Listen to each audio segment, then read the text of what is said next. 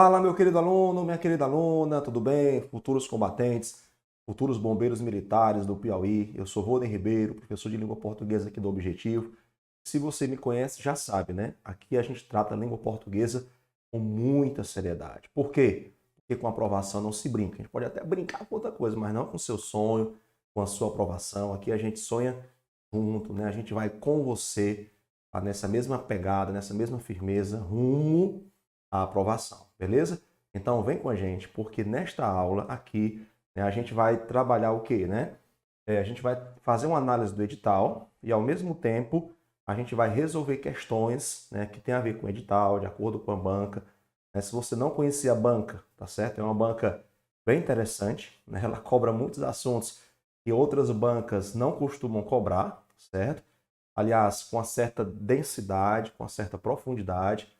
Por isso, né, eu aconselho a você, com do coração, né, a adquirir, né, o que o curso tem para oferecer para você, tanto gratuitamente quanto, né, de forma paga, porque aqui você vai ter uma preparação de verdade, pode ter certeza. Vai começar vendo isso com português agora, tá? Na nossa aula. Então, vamos fazer uma análise aqui do edital, vamos conhecer o edital, né? Conhecer o edital aqui já é fazer uma análise do edital, porque tudo que está aqui cai, certo? Impressionante como a banca ela é coerente, né? Como uma banca valoriza o edital. Porque a gente sabe, às vezes, que tem aquele edital enorme, né? E aí não cai, às vezes, 10% do que está ali. Às vezes o edital está ali só para constar, né? Para ter um edital, certo? Aqui a banca no CEP, banca Vunesp, né? São bancas bem coerentes. E no CEP é a do Piauí. Então vamos lá, olha só, o primeiro tópico aqui, leitura e compreensão de textos de diversos gêneros. Geralmente os editais param por aí, né? Mas a banca não. Ela tem um pouquinho a mais, ó. Ela trabalha o quê? Identificação de ideias centrais e secundárias. Vai ter que perceber isso na leitura, né? Isso não é algo que fica às vezes claro no texto, flagrante no texto. Isso aqui exige de você o processo de inferência textual, que é você aprender a ler nas entrelinhas, uma coisa assim que o brasileiro não costuma fazer, né? O que mais?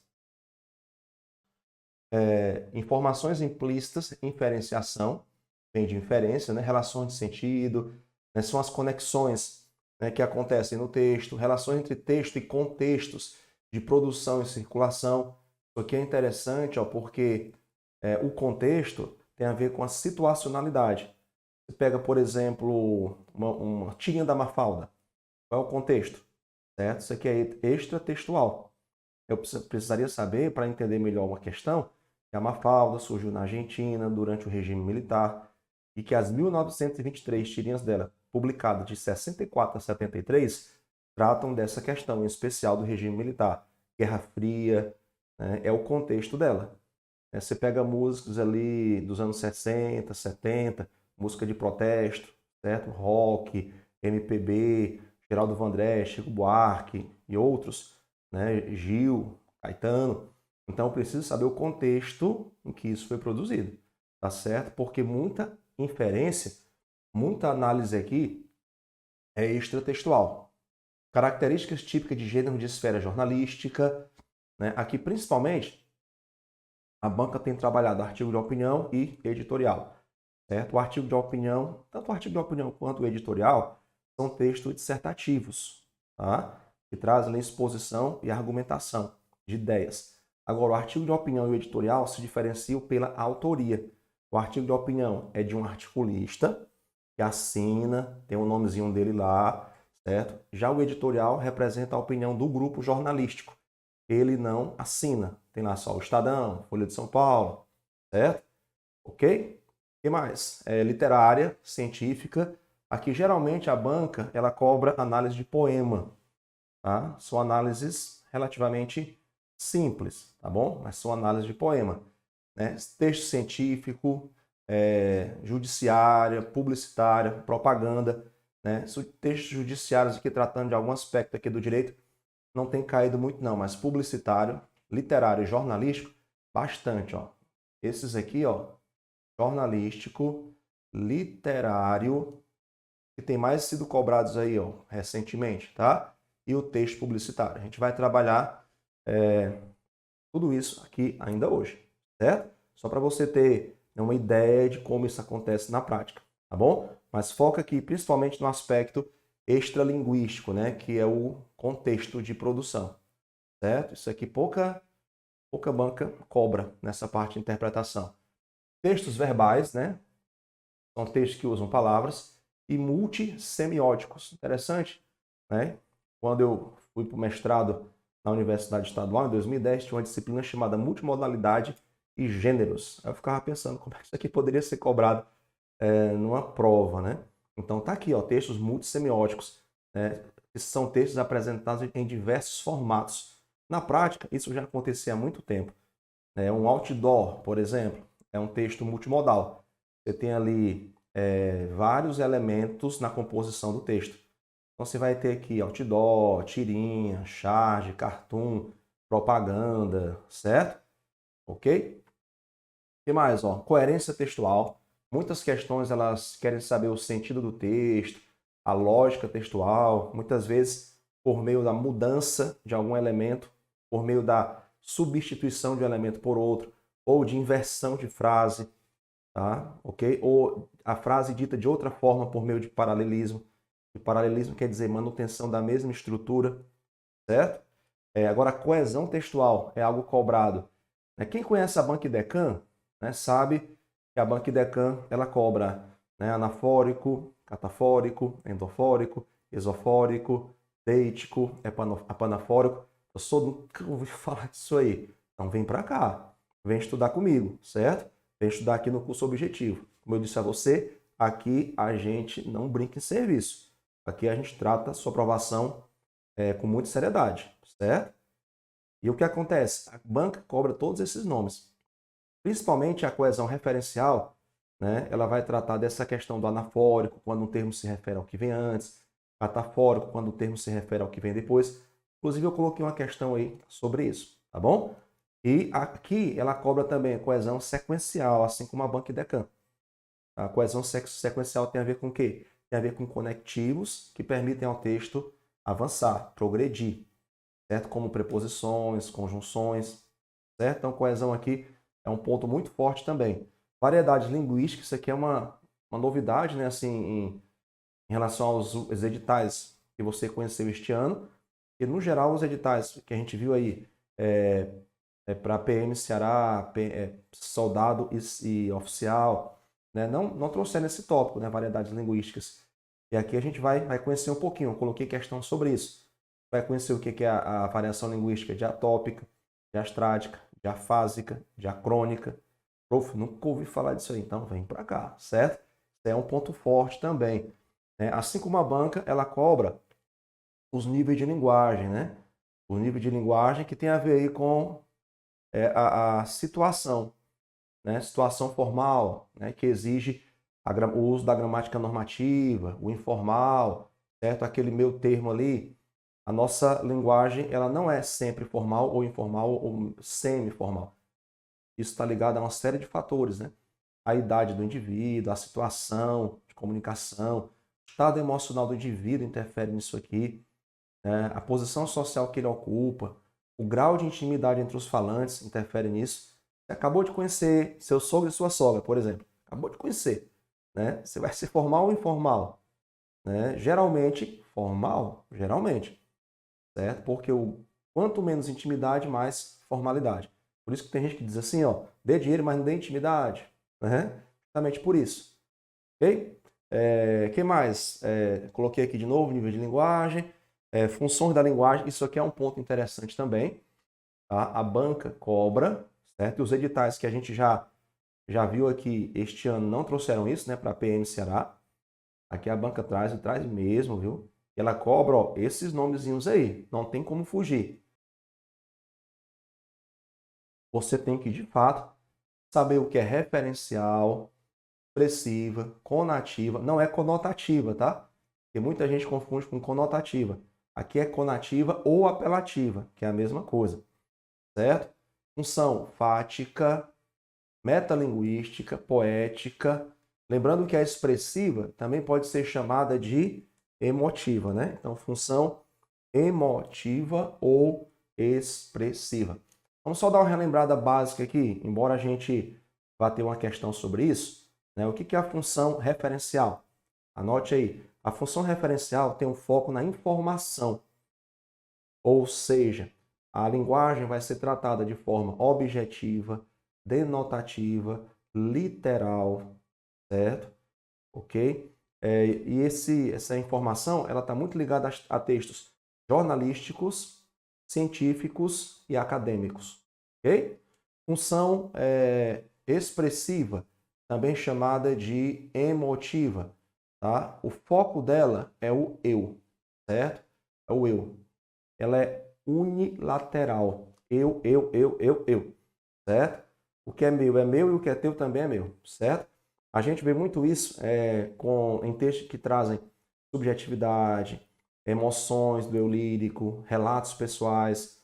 Esse tipo de texto pode ser encontrado em poemas, né? Cartas, crônicas, narrações, tudo em primeira pessoa. O foco é o eu, certo? Aquele poema de Cecília Meirelles, quando ela diz assim: eu não tinha esse rosto de hoje, eu, tá? Tudo eu. A função conativa é a mesma coisa que apelativa, o foco já é o tu. Apelativa, o foco é o tu. Muita gente acha que a função conativa ou apelativa só aparece em propaganda. Cuidado, já caiu aqui, ó, função apelativa em poema, certo? Desde que o foco seja o tu, é bilateral. O foco é o tu, é o nós, que nós é eu mais tu, né? O foco é o agente, o foco é o outro. Ela tem intenção persuasiva. Quando alguém chama você para sair, função conativa, está te convencendo, certo? A função conativa, como ela tem um foco no receptor, ela objetiva mudar hábitos, mudar comportamentos, convencer, persuadir. A propaganda é o gênero em que isso é mais flagrante. No entanto, você vai encontrar em poemas. Caiu a música, por exemplo, aquela do Roberto Carlos, feita para o Caetano Veloso. É um dia a areia branca seus pés irão tocar e vai molhar seus cabelos, aí, na água azul do mar. Conhece? Janelas e portas vão se abrir para ver você chegar. Aí você talvez conheça mais o refrão, né? É debaixo dos caracóis dos seus cabelos. Prof, não cante não. Opa, não dê corda não, que eu canto, viu? É uma história pra contar de um mundo tão distante. Ó, debaixo dos caracóis dos seus cabelos, um soluço e a vontade de ficar mais um instante. Qual é o foco? O foco é o tu, certo? É o receptor, função conativa. E o texto não era o quê? Né? O texto não era propaganda. Função fática, isso aqui é interessante. A função fática, ela traz diálogos, certo? Ela traz diálogos. Então, você tem um texto ali com diálogos, a chance de ser a função fática é quase 100%, tá? Que tipo de diálogos? Diálogos curtos, diálogos do dia a dia, diálogos para mostrar que o canal de comunicação entre você e alguém está aberto. Se você dá bom dia para alguém, essa pessoa sabe que entre você e ela tem um canal de comunicação aberto. Bom dia, boa tarde, boa noite, tudo bem? Certo? Ok? Às vezes, os recursos fáticos, eles podem denotar também carência vocabular, pouco conhecimento do assunto. Você está em uma mesa cheia de médicos, você é advogado. Eles estão conversando lá de uma área da saúde, você não domina. Então, você vai ter uma função fática ali, falas curtas, por não dominar o assunto. Tá certo? Às vezes a pessoa não tem vocabulário para seguir uma conversa. Então, existem vários motivos aí que podem levar a essa função fática. Metalinguística é quando o texto está falando sobre ele mesmo. O foco do texto é o próprio texto. Você tem, por exemplo, um poema falando sobre fazer poema. Tá? Tem um poema em que o Drummond diz assim, ó, falar sobre verso. Não faça versos sobre isso. Tá?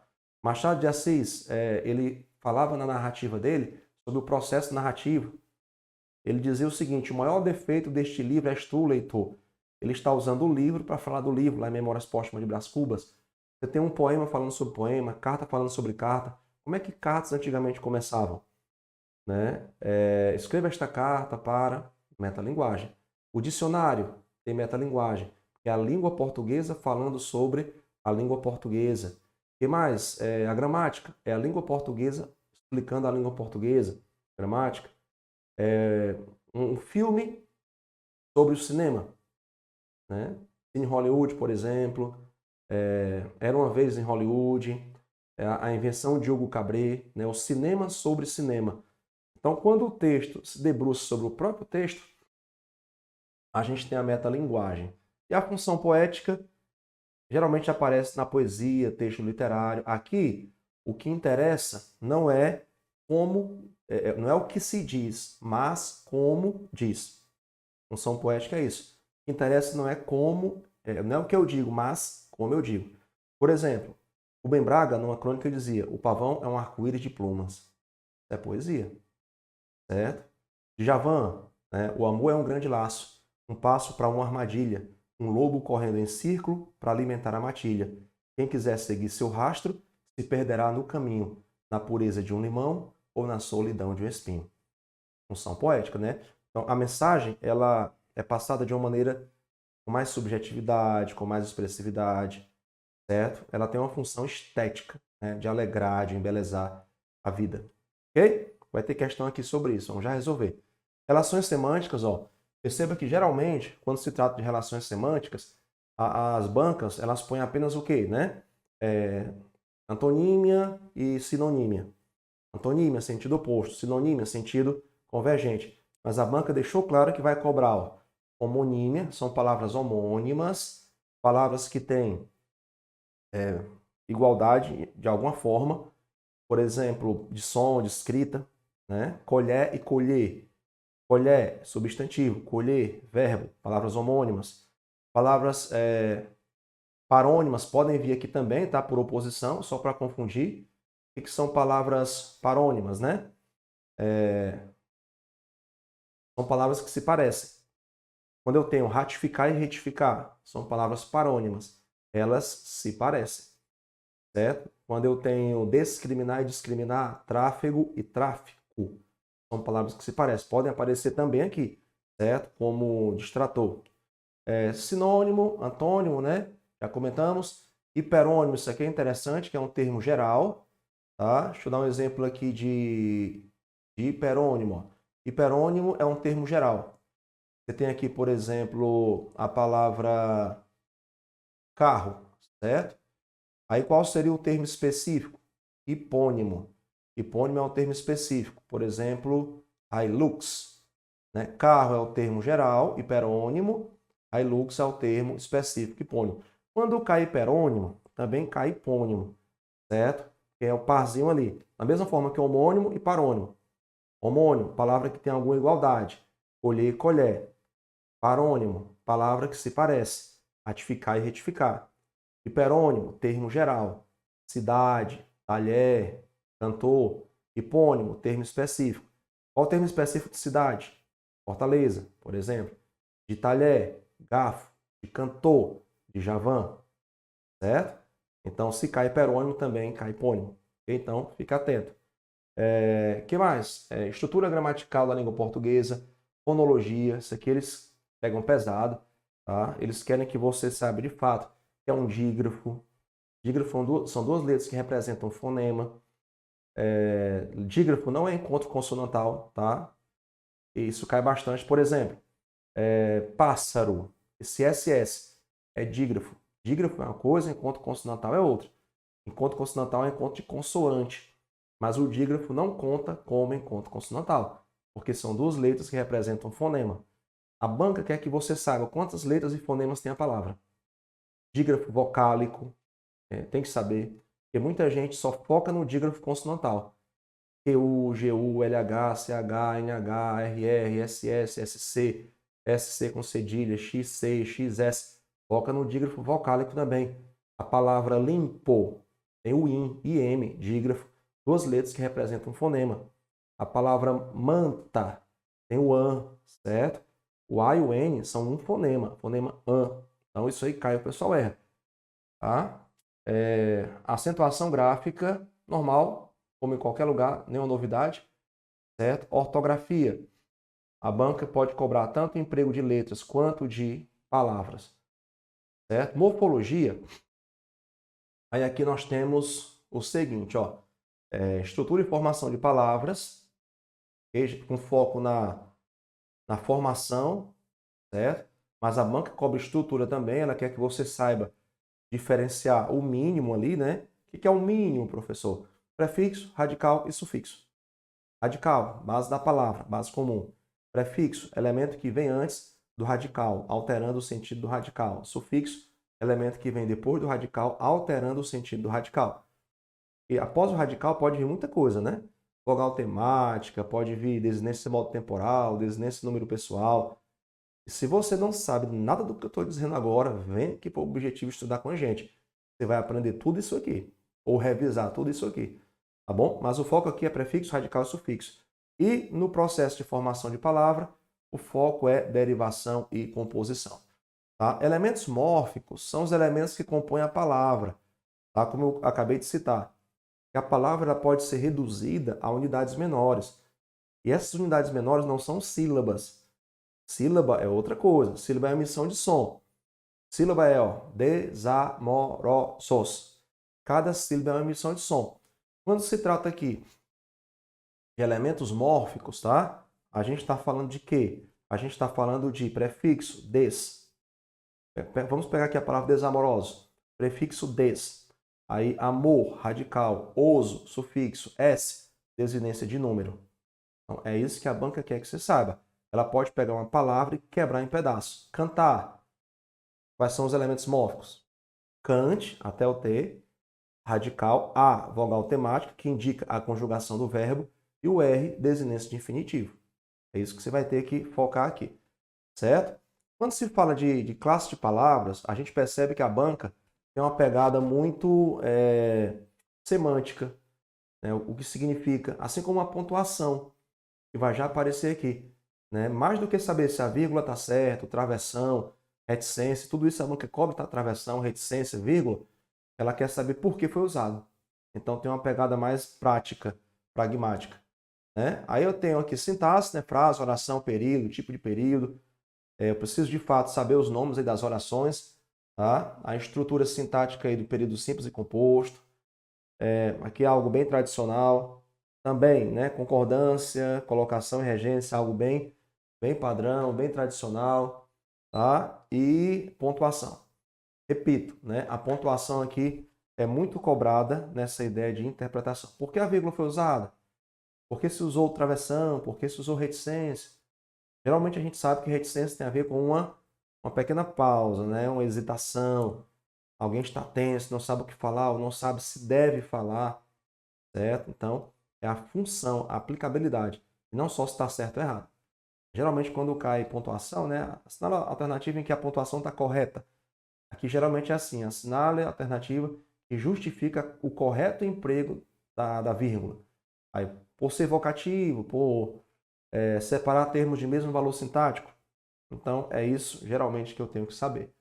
Beleza? Então, pessoal, deu para sentir aí, né, que nessa pequena análise que a gente fez, estamos aqui já com 20 e poucos minutos, né, que a banca, tá de brincadeira não, né? É uma banca muito coerente, é uma banca muito boa. Tudo que você estudar vai cair. Certo? Porque o ruim é quando você estuda, se dedica, decora uns nomes aí e não cai. Aqui cai, certo? E a gente vai ver isso agora, tá? Tem um material aí para você baixar. Baixou? Baixa o material. Agora faz o seguinte, a gente estava só analisando o edital, né? Pega papel, pega caneta, certo? Vai ter muita coisa agora para você anotar, certo? A gente está construindo a aprovação. Já fizemos aqui o raio-x.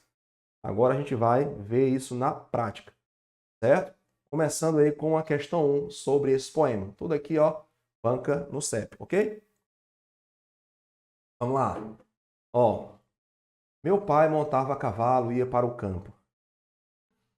Minha mãe ficava sentada cozendo. Cozendo quer dizer costurando. Aqui é o verbo cozer com S, costurar, certo? Meu irmão pequeno dormia. Eu sozinho menino entre mangueiras lia a história de Robinson Crusoe. História comprida que não acaba mais. Carlos Drummond de Andrade. O que está grifado aqui? Está em que tempo, certo? Ó, você aprende na gramática que quando um verbo tem a desinência vá ou ia, ele está no, anote aí, viu? Pretérito imperfeito do modo indicativo. Por exemplo, cantava, cantava. Os verbos que a gente conjugava no colégio, né? Cantar, vender e partir. Cantava, vendia, vendia, ó, e partia. Vendia e partia. Então, quando um verbo tem essa desinência, não importa se depois vem mais coisa, tá? Cantavam, cantávamos, certo? Ele está no pretérito imperfeito do indicativo. E o pretérito imperfeito do indicativo, primeiramente, o que é pretérito, né? Pretérito quer dizer passado. Quando alguém fala assim, eu estou pretérito, né? Eu estou passado, né? Ou em tempos pretéritos, né? Em tempos passados. Então, pretérito é passado. Imperfeito é porque ele é anterior à fala, mas pode ter continuidade depois da fala. Por exemplo, você vai passar no concurso. Aí, lá pelo final do ano, você entra aqui numa live e diz, vou entrar numa live aqui para ver se meus colegas ainda... para ver meus colegas que trabalhavam lá em abril, trabalhavam lá. Ou seja, pode ser que ainda eles trabalhem, né? Por isso que é imperfeito. O pretérito imperfeito, ele indica sempre uma ação que se prolonga. É importante isso. Ele é uma ação em curso, não é algo pontual. Ó, eu trabalhava, eu estudava, eu malhava. Você fala assim, ó, a gente namorava. O que é namorava? Era uma ação em curso, uma ação em andamento, que se prolonga. Tá? Importante esse entendimento aí. Vamos lá. Eu disse a você que a morfologia aqui ela tem uma pegada muito semântica, né? E você interpretar. Ó, as formas verbais negritadas no texto estão no pretérito imperfeito do modo indicativo. A própria questão já disse. Quanto ao aspecto relativo ao tempo, porque é passado, né? Essas formas, no contexto do poema, exprimem início de ação verbal. Né? Início de ação verbal, não. Início, que é uma ação em andamento, né? O pretérito imperfeito é uma ação em andamento. Não é o início. O início é assim, ó. Eu comecei a estudar. Certo? Pode ser que alguém está participando aqui da nossa live começou a estudar hoje. Decidiu hoje, tá? Vou estudar. Né? Vou criar vergonha na cara, vou investir no meu futuro, não vou ficar dependendo de instabilidade, né, da empresa privada. Eu vou estudar, vou passar no concurso, vou garantir minha estabilidade, certo? Parabéns, certo? Isso é início de ação verbal. Só começando, né? Primeira caminhada. Certo? Um grande arranha-céu começa com o quê? Com alicerce, certo? É firme, desiste não. Desistir dói mais do que insistir, certo? É na subida que a canela engrossa, viu? Então não é isso. Fatos hipotéticos no tempo. Geralmente esses fatos hipotéticos são muito do subjuntivo. Né? O subjuntivo é que traz nessa ideia de hipótese, possibilidade. Por exemplo, se eu passasse, quando eu passar, certo? Que eu passe. Ou futuro do pretérito também traz essa hipótese. Por exemplo, se eu pudesse, eu faria. Se eu ganhasse na Mega Sena, eu ajudaria. Então são fatos hipotéticos, né? Pode ser que isso não aconteça se eu ganhasse na Mega Sena. Ações concluídas e acabadas. Ações concluídas e acabadas são pretérito perfeito, né? Logo, logo você vai dizer assim, ó, passei. Passei, dormi, acordei, malhei, certo? São ações concluídas no passado. Presente já não tem mais. Fatos vistos em um momento final, né? Também não, que é uma ação em andamento, né? Uma ação em curso. Então, a resposta, a letra E. Ações que ocorriam de modo rotineiro. Tá? Isso aqui pode acontecer também com o presente do indicativo. Tá? O presente do indicativo ele é mais do que o momento da fala. O presente do indicativo também é algo que acontece de modo rotineiro. Se o presente do indicativo fosse apenas o momento da fala, como é que eu ia conjugar o verbo dormir? Eu estou dormindo. No presente do indicativo. Eu durmo se eu estou dormindo, né? Então, o presente do indicativo, entre outras coisas, é momento da fala e ações rotineiras. Eu malho todos os dias, por exemplo, né? Eu estudo todas as manhãs. Ok? Então, nossa questão 1. Vamos de questão 2. Preparamos 10 aí para vocês ficarem bem cientes do que a banca é. Tá? Ó, quanto aos aspectos fonológicos, som, né? Então, a gente vai trabalhar aqui, ó, fonologia. Está lá no edital. Tudo aqui está no edital, certo? As palavras que compõem o texto, constata-se que. Agora a brincadeira vai começar. Vamos lá. Em campainha, há 9 letras. Letra é fácil, né? De contar. Ó, 1, 2, 3, 4, 5, 6, 7, 8, 9. Ok. E 8 fonemas. Fonemas são sons. Só que aqui é o seguinte, ó, aqui é um fonema, an, menos um, e NH é dígrafo, tem dois dígrafos, ó, menos um, certo? Se eu tenho um dígrafo, eu tenho um som a menos. Se eu tenho dois dígrafos, eu tenho dois sons a menos, tá? Então, nós temos aqui 7 fonemas, ok? Já está errado o item A. Aí tenho 5 letras, as letras geralmente eles não erram, né? São 5 e 4 fonemas. NH é dígrafo, então menos um, ok. O que está errado aqui é só a primeira parte. Letra B. Nas palavras coisa e fazer, as letras destacadas representam o mesmo fonema. E às vezes, né, você tem, por exemplo, a letra B representada pelo fonema B, certo? Só que a letra C não é representada pela letra C. A letra C é representada por esse fonema, ó. Esse fonema aqui, inclusive, ele é representado pela letra S, pela letra C, por SS, SC, SC com cedilha, XC, XS, X, né, de sintaxe. Então, é isso que a questão quer dizer. Às vezes você tem uma letra, né, a letra G, certo? A letra G de gente, a letra G de guerra. São dois fonemas diferentes, certo? Então, a X, né, pode ser representado pelo fonema, pela letra X ou por CH.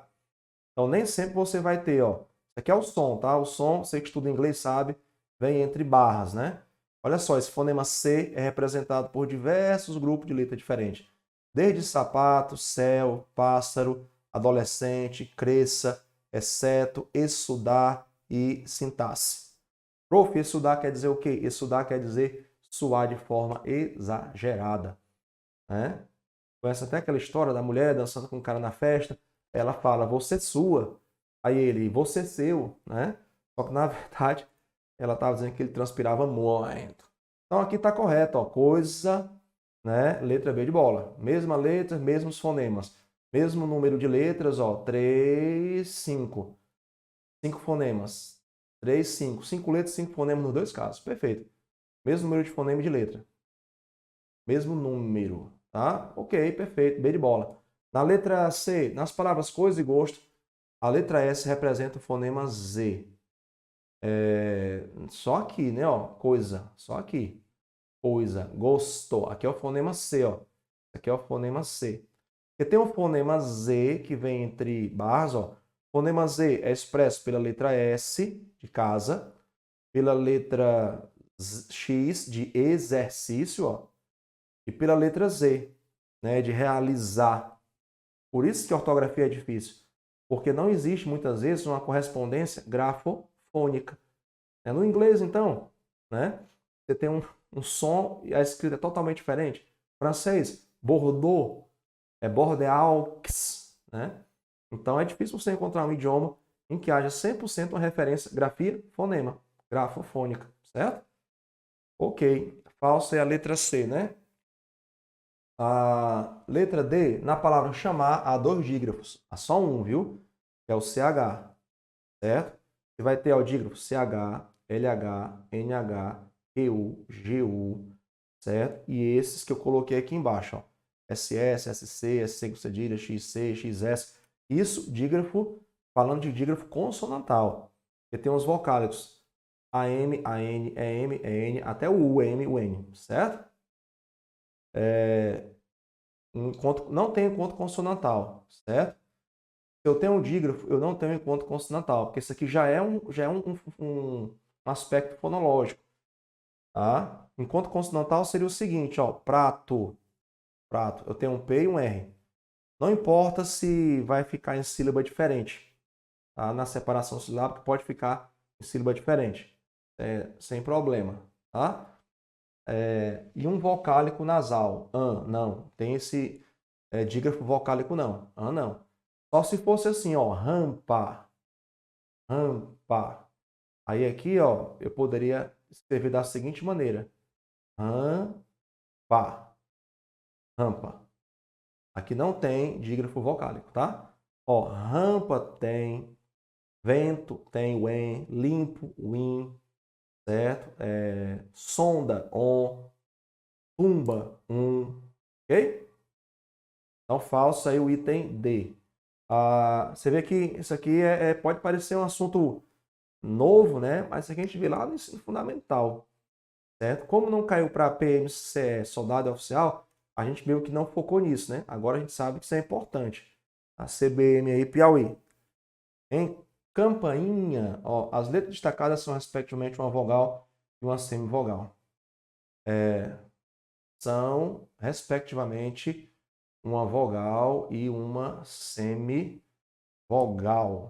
Tá? Então a gente vai ter aqui, ó, tá? Campainha, vogal, certo? E semivogal. Aliás, não, olha só. É uma vogal e uma semivogal quando você tem na mesma sílaba. Certo? Isso aqui o A é vogal, o I é semivogal, né? Ó, o que é vogal? A, E, O. Semivogal, I e U. Isso de nascimento. Olha só como a banca é interessante. Vogais A, E, O. Semivogais I e U. Só que tem um detalhe. Em língua portuguesa, não existe sílaba sem vogal. Se eu separar a palavra campainha, eu vou ter, ó, can, pan, in, nha. O i vai ficar em sílaba diferente. Então, ele deixou de ser semivogal. Aqui, ele atua como vogal. É como na palavra, por exemplo, ó, psi. O i é vogal nos dois casos. A palavra tatu, o u é vogal, certo? Na palavra muito, o U é vogal e o I é semivogal, porque em língua portuguesa não existe sílaba sem vogal. Então, de fato, o A é vogal, o I é semivogal, respectivamente, é fora do contexto, fora da palavra. Na palavra aqui eu tenho can, pa e nha. Olha aí, o I é vogal, certo? Ok? É igual saída, ó. Sa e da. O I é vogal. Fora da palavra, o A é vogal, o I é semivogal, fora da palavra. Mas é na palavra que os fonemas se ajustam e se definem, certo? Então isso aqui é falso, tá? A banca aí quis ludibriar o nosso aluno, não vai fazer isso. Questão 3. Na oração, eu perdi tudo. Emprego, família, amigos. O pronome destacado é, certo? Indefinido. Então já vamos eliminar isso aqui, certo?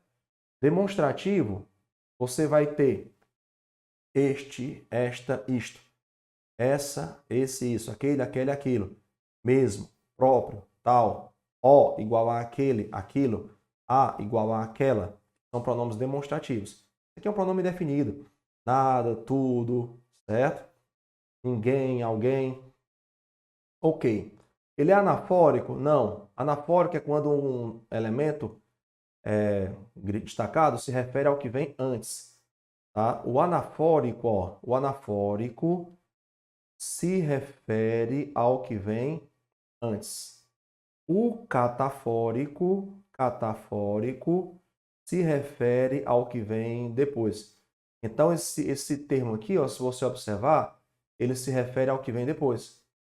Eu perdi tudo: emprego, família, amigos, certo? Ó, podes precisar, aquele se refere falso, né? Ele é indefinido, deítico. Deítico, ó, deítico é a mesma coisa que esofórico. Esofórico, ou seja, ele se refere ao que está fora do texto. Quando um texto começa assim, ó, por exemplo, você estuda, trabalha, a quem você se refere? A um elemento fora do texto, que é o leitor. Por isso que ele é esofórico. Exo, fora. Endo, dentro, né? Eu estudei isso em biologia, né? Esses radicais. Então, esofórico se refere ao que está fora do texto. É a mesma coisa que deítico. Caiu numa prova um texto da Clarice Lispector, e ela dizia, na última frase do texto, ela dizia assim, ó, isso me lembra aqueles construtores da Torre de Babel. Aqueles construtores da Torre de Babel. Esse termo, aqueles construtores, é deítico, é esofórico, porque o texto não está falando disso. Quem fala disso é outro texto bíblico, texto religioso, certo? Então, esofórico é quando um elemento aí se refere ao que está fora do texto. E não é, ele se refere ao que está dentro do texto, tá? Então, indefinido, então letra C é a nossa resposta, né? Ele é indefinido e catafórico. Perfeito. Catafórico se refere ao que vem depois. Aqui, ó, existe uma retomada de termo. Retoma termo, certo? Retoma termo. E aqui ele antecipa. Se a banca disser que ele antecipa termo, também está ok, certo? Antecipa termo. Refere-se a uma informação posterior. Refere-se a uma informação posterior, certo? É a definição de catafórico. Tá? Se você não sabia o que era catafórico, aí essa definição aqui está perfeita. Ok? Perfeito. Então, eu acho que a gente ainda vai ter mais uma questão sobre isso aqui. Essa questão de anafórico, catafórico, adeítico, é algo bem forte aqui na banca. Está no edital e ela de fato cobra. Que bom, né? Que bom que cobra. Eu sei que eu posso estudar na certeza de que vai cair. Olha aí, texto multimodal, como a gente viu, né? Multissemiótico, com várias linguagens agindo ali. Multissemiótico, né? Multimodal, está lá no texto. Alguns chamam de multimodal, de multissemiótico, né? Quando você tem vários signos agindo ali. Ó, aqui a gente tem desenho, tem letra maior, tem letra menor. Tudo isso aqui é um tipo de semiose, ó. Letra maior, letra menor, cor diferente, certo? Desenhos, tá? Vamos lá, 27 de setembro, Dia Nacional da Doação de Órgãos. Converse com sua família sobre sua vontade. Hashtag doe órgãos, tá? Vamos lá, banca no CEP, o que nós temos aí? Entre os elementos da textualidade, prof, o que é elementos da textualidade? É tudo aquilo que diz que um texto é texto. Encontram-se a intencionalidade, todo texto tem que ter uma intenção. Uma narração, qual é a intenção? Narrar. Uma descrição, dar detalhes. Uma dissertação, argumentar. Todo o texto tem uma intenção. Não existe texto sem intenção. E situacionalidade. Situacionalidade é o quê? É o contexto. Todo o texto é feito dentro de um contexto. Lembra que o edital traz isso? Né? A gente viu lá no edital. E a questão está cobrando. Ó. Dos quais derivam as estratégias de formulação textual, como a escolha de linguagem. Né? A depender do texto, a linguagem vai ser formal ou informal, né? A depender da intenção. Se a intenção for fazer rir, como uma piada, a linguagem mais informal, né? A ser utilizado na composição. O texto do anúncio é pautado predominantemente em sua composição por uma estratégia. A questão está cobrando o que aqui? Hein? Funções da linguagem. Esse texto é expositivo? Ó, grifa as primeiras palavras. Tem intenção expositiva, persuasiva, apelativa? Persuasiva e apelativa são a mesma coisa, tá? Que vai definir aqui é o que vem depois. Dialogal? Não, dialogal não traz diálogo, certo? Texto dialogal é roteiro de cinema, um sketch, certo? Um roteiro de teatro, uma narração com diálogos, tirinha, certo? Isso é um texto dialogal, é conversacional, tá? O dialogal é a mesma coisa que conversacional, ok? E dissertativa.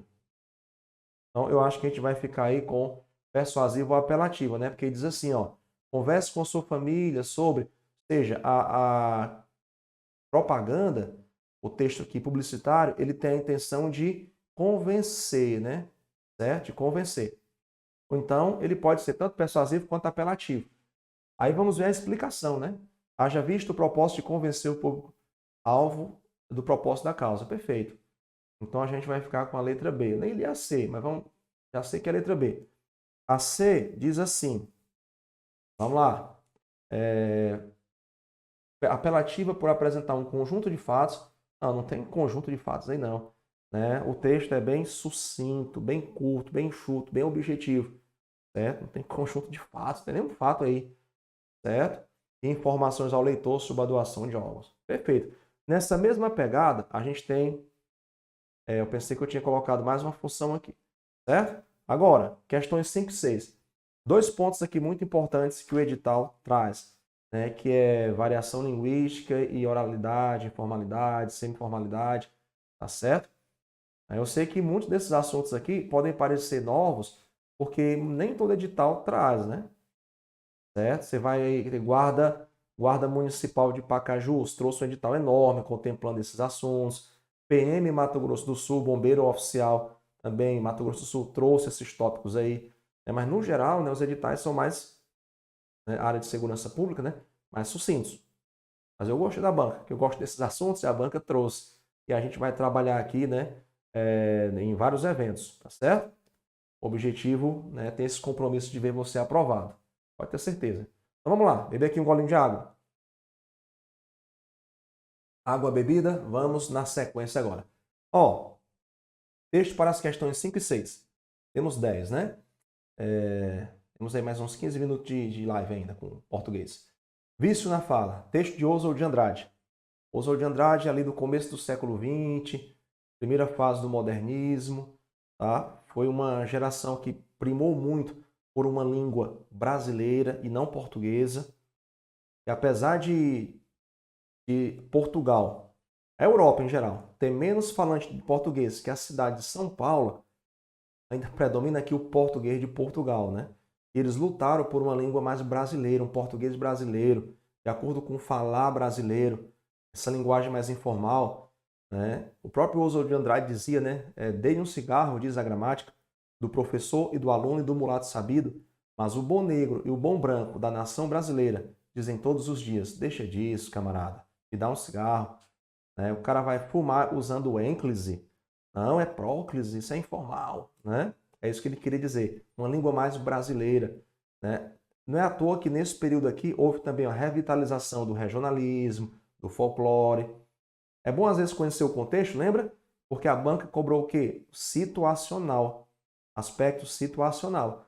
Então, se eu conheço o contexto aqui de Oswald de Andrade, eu sei que eles tinham essa revitalização do folclore, do regionalismo, de uma língua mais brasileira, de uma língua que comunicasse com o povo, se comunicasse com o povo, porque o parnasianismo não fez isso. Então, se eu entendo o contexto, como o edital está dizendo, a questão pode ficar mais fácil, certo?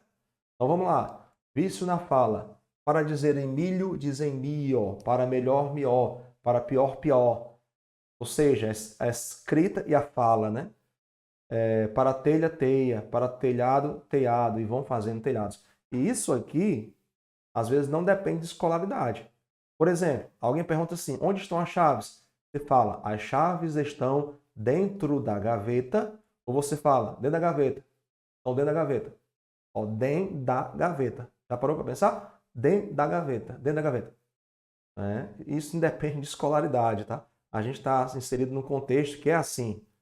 Ó, banca no CEP. O poema de Oswald de Andrade, ao ilustrar a maneira como determinadas palavras são pronunciadas, né, revela total preconceito. Oh, não, preconceito não, pelo contrário, ele está incluindo aí, né? Por isso que a banca diz, conheça o contexto, meu filho. Certo? O aspecto situacional vai ser considerado aqui, o extralinguístico, tá? Chama-nos a atenção para as diferenças no uso da língua, por apresentar termos que fogem à correção linguística. Perfeito. Está só chamando a atenção, ou seja, ele está dizendo o seguinte, existe o ideal e o real, né? Certo? Existe o ideal, eu vou tomar banho. Mas há quem fale, eu vou tomar banho. Eu não sei se você fala vou tomar banho, né? Ou no Piauí, se é vou banhar, né? Vou banhar, né? Vou banhar. Então, assim, existe um real, né? E o ideal e um real. O ideal está na gramática. O ideal está no dicionário, certo? O real está no dia a dia. Critica o modo de falar dos brasileiros? Não, certo? Pelo contrário, eles criticaram o modo de falar dos eruditos, né? Dos parnasianos, que usavam uma linguagem preciosa, que não comunicava, o povo nem entendia. Aplaudia, mas não entendia, né? Os parnasianos foram criticados também por outros autores, tá certo? No pré-modernismo, por exemplo. Vamos lá, como Lima Barreto, tá?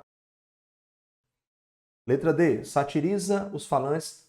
Também não, tá? Tudo que for negativo aqui, ó, para o falante, tá errado. Ele tá incluindo, tá mostrando que, ó, você que é gramatiqueiro, você que é parnasiano, você que tem uma linguagem arcaica, hiperculta, preciosa, rebuscada, o povo não fala assim. Então, você vive num mundo paralelo, né? Você que tem preciosismo de linguagem, você vive num mundo paralelo. Você está se comunicando com quem? Né? Essa era a questão. Apresenta a norma culta como superior, não. Certo? Pelo contrário, ele está mostrando que a língua, quem comanda é o povo. O que foi que aconteceu com povos indígenas que foram mortos, né, com a chegada de estrangeiros aqui, né, portugueses, holandeses, franceses, e eles não tinham escrita. O idioma desapareceu. Línguas ágrafas, sem escrita, desaparecem quando o povo não existe mais. Isso mostra o quê? Que a língua depende do povo, não é o povo que depende do idioma, certo?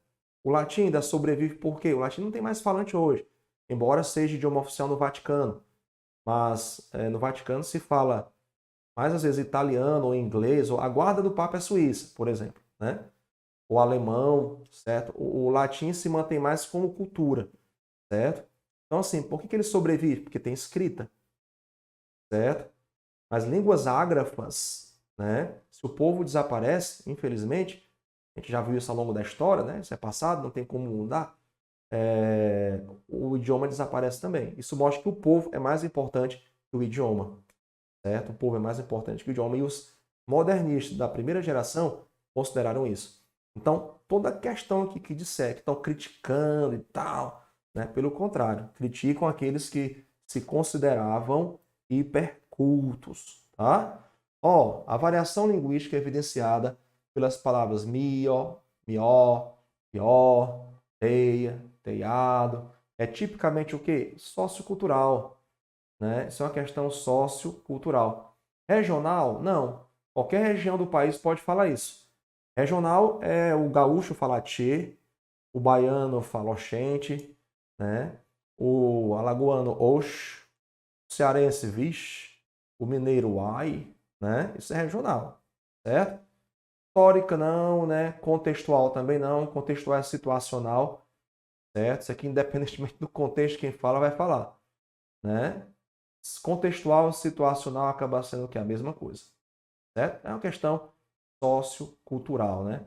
Às vezes o cara é escolarizado e ele comete doutor, né? Um doutorado. E ele fala chegar em casa. Quando a gramática diz que o correto é chegar a casa. Ok? Estamos finalizando, né? Faltam 4 questõezinhas aí. Vai dar certo. Texto para as questões 7 e 8. O palavrão, o texto é o palavrão. Só ver quem é o autor aqui. Silvia Schuller. O palavrão. Uma palavra, palavreteira, se despalavrava pela escada velha. Pobre palavra, se apalavrou. Vá lá brincando, cada degrau. Caiu sentada e zangada. Tem muito neologismo aqui, tá? Neologismos são palavras novas que não foram dicionarizadas. Tá? Você vê que ela está criando palavras a partir de um radical, né? Ok. E se despalabrochou. Aqui tem despalavrar com brochou, né? Flor de pancada. Despalavra, palabotão. Ontem palavra, hoje palavrão. Tá? Então vamos lá, o que foram 2 questões, né? Que a banca cobrou daqui, ó. No CEP, no texto, as palavras derivadas do radical. Radical é a base, né? A unidade que vai formar outras palavras aí, certo? O que é a resposta aí? Passaram pelo mesmo processo derivativo por prefixação. Prefixação é quando o radical ganha prefixo. Por exemplo, infeliz, o radical ganha prefixo. Tá? Se o radical ganha sufixo, aí a derivação sufixal. Felizmente. Aqui tem outros processos também, ó. Certo? Aqui tem aglutinação, certo? Aqui tem sufixação, tem prefixal, sufixal, certo? Tem sufixo. Então não é só derivação prefixal, tá? Tem outros processos de formação aí também. Letra B. Formaram neologismos que atenuaram o ritmo do poema. Isso aqui não tem a ver com ritmo, tá? O ritmo do poema é a cadência do texto. O ritmo do poema, ele é mais marcado pelo tamanho dos versos, tá? Pelo tamanho dos versos. Tem um poema de Ascenso Ferreira chamado Trem de Alagoas, que quem for de Alagoas deve conhecer, né? Embora a história comece em Pernambuco, que vai até Alagoas, aí ele diz assim, ó, no trem está parado na estação, aí ele usa versos maiores, né? Aí depois o trem se locomove, os versos ficam menores. Aí o trem acelera, os versos ficam menores ainda. O nome do poema, Trem de Alagoas de Ascenso Ferreira. Então o trem está parado, né? Os versos têm um tamanho. O trem entra em movimento, adquirem outro. Né? Aí, quando o trem adquire movimento, ele diz assim, vou-me embora para Catende, vou-me embora para Catende, vou-me embora para Catende com vontade de chegar. Aí o trem acelera, mergulham mucambos, os mangos molhados, moleques mulatos, vem vê-los passar. Aí eu apito, adeus, adeus. Então o ritmo do poema está mais ligado ao tamanho do verso do que a neologismo. Neologismo não tem nada a ver com o ritmo do poema, certo? Ok? Então isso aqui está falso. Letra A não é resposta, letra B não é resposta. Conferiram ao texto bastante criatividade e expressividade. Perfeito. Né? Porque o texto poético, ele se pauta pela... Nós comentamos lá na análise do edital, o texto poético se pauta pela função estética, né? Ok? Alegrar, fazer diferente, expressividade. Compuseram palavras entrecruzadas com pronúncias parecidas. Né? A ideia não é essa. É expressividade. Expressa sentidos idênticos, não, né? Prefixo e o sufixo vão alterar o sentido aí. E aí, ó, agora vem o nome da palavra, né? O vocábulo apalavrou exemplifica o processo de derivação. Prefixal, só se recebesse apenas prefixo. Sufixal, se recebesse apenas sufixo. Como eu coloquei aqui, ó, infeliz e felizmente. Infeliz, prefixal. Felizmente, sufixal. Imprópria. Derivação imprópria é quando a palavra muda de classe gramatical. Não, o não, certo? Cantar, o cantar. O advérbio virou substantivo, o verbo virou substantivo. Regressiva é quando um substantivo abstrato denota ação. Tosse, gargarejo. Você tem um substantivo abstrato que indica ação. Então, letra E, parassintética. Parassintética é o quê? É quando o radical recebe prefixo e sufixo. E eu não tenho mais como separar. Por exemplo, ó, envelhecer, ajoelhar. O radical recebe prefixo, ó, tá aqui o radical, certo? E sufixo. E depois que ele chega uma palavra, eu não tenho mais como separar. Não existe envelhecer, por exemplo. Ou então ajoelhar, ó, tá aqui o prefixo, tá aqui o sufixo, perdão, radical, tá aqui o sufixo. Depois que eu junto esses elementos, eu não tenho mais como separar, porque não existe joelhar. Então, se a palavra apalavrar existisse, então eu não teria mais como separar, porque palavrou não existe. Certo? Então, letra E. Questão 9. Né? Tem um texto aqui para você ler, mas a gente pode ir direto aqui para a pergunta. Ó. Os 10 primeiros parágrafos do texto são marcados pela tentativa de estabelecer e manter contato entre interlocutores, o que caracteriza a presença da função. Né? O que foi que eu disse a você? Quando a gente tem canal de comunicação aberto, pessoas falam. Então, quando eu tenho pequenos diálogos, eu tenho uma função fática. Certo? Observe o texto. Ó. Eu coloquei aqui só para ilustrar, certo? O texto era bem maior. Se eu tenho diálogos, eu tenho uma função fática. Tá? Que é quando você mostra para alguém que o canal de comunicação entre você e ela está aberto.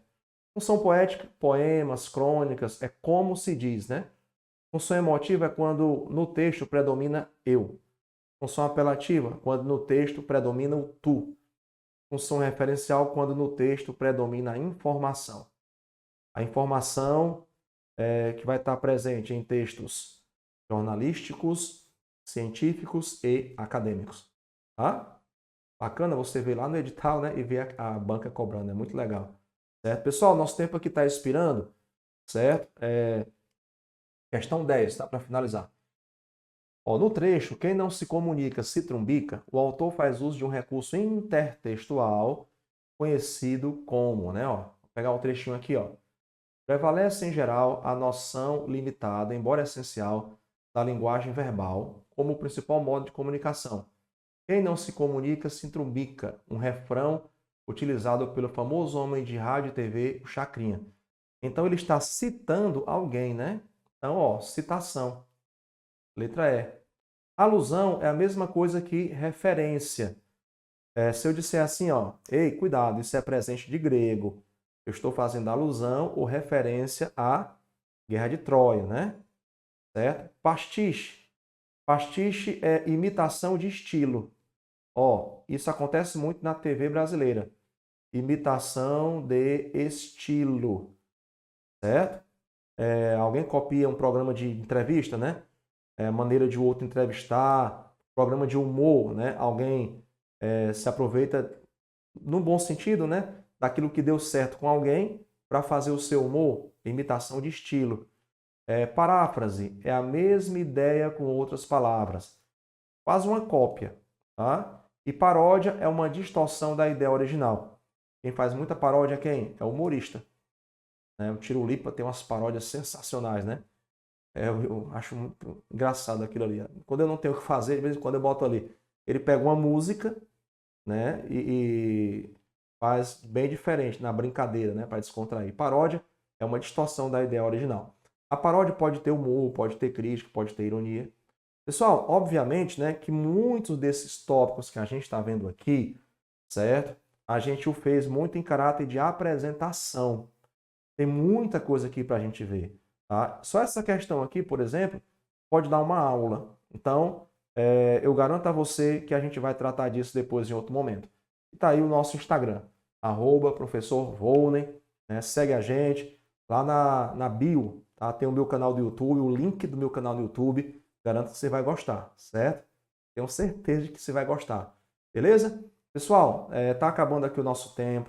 Forte abraço. Continue conosco, porque o objetivo vai ajudar você a chegar lá, certo? Lembrando, nós tratamos aqui a sua aprovação com muita seriedade. Se alguém não fizer o mesmo, cai fora. Vem para cá, tá certo? Aqui sim, aqui eu garanto. Forte abraço, bons estudos e aguardo você aí nos próximos eventos e também no nosso Instagram e no meu canal do YouTube. Valeu, forte abraço, fique com Deus. Tchau, tchau.